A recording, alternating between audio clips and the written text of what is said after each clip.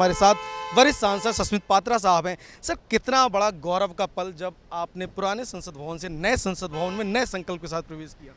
देखिए, एक ऐतिहासिक दिन है और 75 साल बाद जब हम आज नए संसद भवन में प्रवेश कर रहे हैं, कई उमंगें हैं, कई बहुत सारी ऊर्जा है और एक संकल्प है कि आने वाले दिनों में कैसे इस नए संसद भवन से नए भारत का विकास हो, नए भारत का निर्माण हो और नए भारत को और ऊंचाई पे लेके जाया जा सके।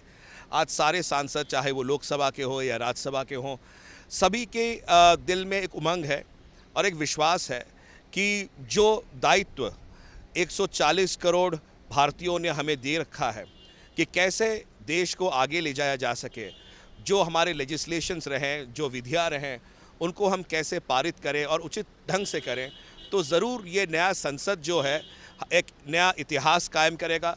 और शायद आज से 75 साल बाद जब इस नए संसद को हम लोग देखेंगे, तब तक काफ़ी पुरानी हो चुकी होगी, तब ज़रूर एक गौरव के साथ ये देश दिखेगा कि ये नए संसद का जो आना देश के लिए बहुत मंगलमय रहा और देश और आगे जा सका।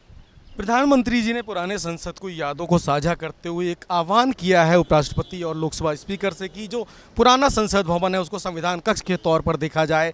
और उस कक्ष से सर आपकी भी कई यादें जुड़ी होंगी। जब पहली बार आप सांसद बनकर आए थे तब आपने जो कुछ महसूस किया, आज सर हम जानना चाहते हैं कि किस तरह का वो पल था और आज इसको कैसे आप याद करते हैं।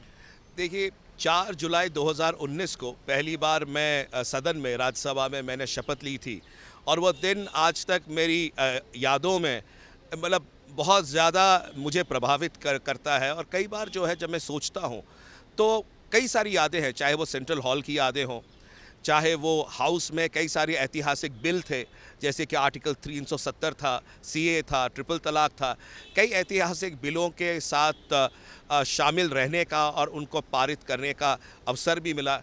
कुछ यादें बहुत मीठी रही हैं, कुछ खट्टी रही हैं, मगर अगर वह देखा जाए तो पुराना संसद भवन हमारे लिए हमेशा केवल एक इतिहास नहीं रहेगा, ज़िंदगी का एक हिस्सा रहेगा। और ये ज़िंदगी का हिस्सा हमारे साथ रहेगा जब तक हम जिंदा हैं। तो भले ही आज हम नए संसद भवन में प्रवेश कर रहे हैं, उस पुराने संसद भवन की जो महक है, उसकी जो खुशबू है और उसकी जो एक परंपरा है, ऐतिह्य है, वो हमेशा हमारे साथ जीवित रहेगी। सर, आपने बहुत बड़ी बात कही कि वो परंपराओं को आप लेकर जा रहे हैं और नए भारत की पटकथा में जो प्रधानमंत्री जी का जिस तरह से आह्वान है उस संकल्पों के साथ जा रहे हैं। सर, आने वाले समय में जिस तरह का प्रधानमंत्री का विजन है, आप कैसे देखते हैं नए संसद भवन के वो बड़े फैसले, और खासकर आज का दिन खासा एक अहम माना जा सकता है जब महिला आरक्षण बिल पे भी चर्चा की होने की उम्मीद है, जिसकी बहुत लंबे समय से मांग है। सर, कितना ऐतिहासिक बिल हो सकता है सर ये? जाहिर सी बात है, बहुत ऐतिहासिक दिन है। इनफैक्ट कल ही जब मैं राज्यसभा में, जब हम लोग 75 साल संसद का मना रहे थे और हमें चर्चा करने को मौका मिला था, तो मैंने इनफैक्ट कहा था कि एक काम अधूरा रह गया है और उसे हमें साझा करना है, और वो है महिला संरक्षण बिल। और कहीं ना कहीं जब महिला संरक्षण बिल के बारे में चर्चा हो रही है कि शायद आज या कल में उसे पारित किया जाएगा, जाहिर सी तौर पे एक शुभ लक्षण मैं ये मानता हूँ।